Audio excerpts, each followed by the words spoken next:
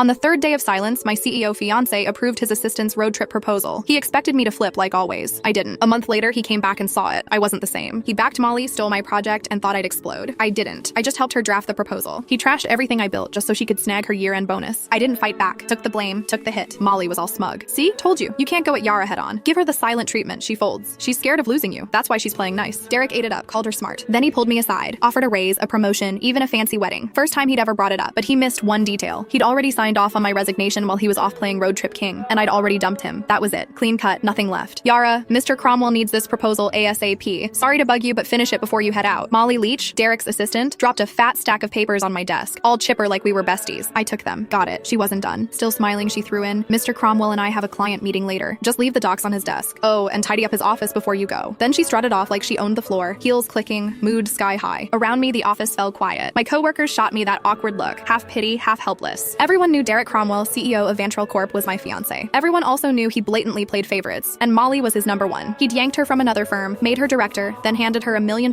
project I'd busted 2 months bringing in and prepping. When I pushed back, he called a team vote thinking everyone would back him. Wrong. The whole team voted for me, except him. Molly got 1 vote, his. He lost it, accused me of stirring up cliques, didn't just take the project away, he demoted me in front of everyone and slashed the salaries of the people who'd backed me. Nobody dared speak up. Later, he apologized, said didn't want it to look like favoritism, claimed Molly might feel left out. I used to believe that crap. Now, it's a joke. Molly couldn't even keep up with our interns. Didn't want it to look like favoritism. Please. He was straight up playing favorites. Everyone saw it but him. I heard footsteps upstairs and looked up. Derek. He showed up at the stairwell, glanced my way, then walked out without saying a word, changed into some casual suit. Even from here, I caught that cedar cologne. He never used to wear cologne. That one? Molly's gift. Yeah, he knew exactly what he was doing. He'd been pulling this kind of stuff for years. It started after I found their goodnight texts. Couldn't stay quiet. I confronted him. Derek said I was being petty. Then, like it proved some point, he used it as an excuse to make it official and moved Molly to work directly under him. The more upset I got, the harder he leaned in, dragging her to every social event, serving her food, even wiping her mouth at company dinners. When we fought, he'd ice me out. When I apologized, he'd round up his buddies to lecture me like I was some jealous mess. For a while, I actually blamed myself. Thought maybe I wasn't generous enough. Thought maybe that's why we ended up here. But on day 3 of one of his silent treatments, when I was too sick to even sit up and he still packed his bags for a trip with Molly, I gave up. That's when it hit me. He wasn't trying to be noble. He just used my pettiness as a shield so he could keep doing what he wanted without feeling guilty. Even if I hadn't caught those late night chats, he would have just found another excuse to be with her. After their latest business trip, they were still grabbing dinner, drinks, playing tennis, same routine. But something between them had changed. I could feel it. Not that it mattered. 5 years together, and it was done. This whole mess had dragged on long enough. I was the last one in the office, finishing up the proposal. Checked my phone. Molly had been busy posting. Candlelit dinner at some fancy spot. 2 plates of steak. Derek, all polished and perfect, cutting hers for her. Caption: steak cut by the CEO himself. It has to taste better. The comments were full of heart emojis and fangirling. A few clueless people even asked when the wedding was. Derek replied with 3 dots.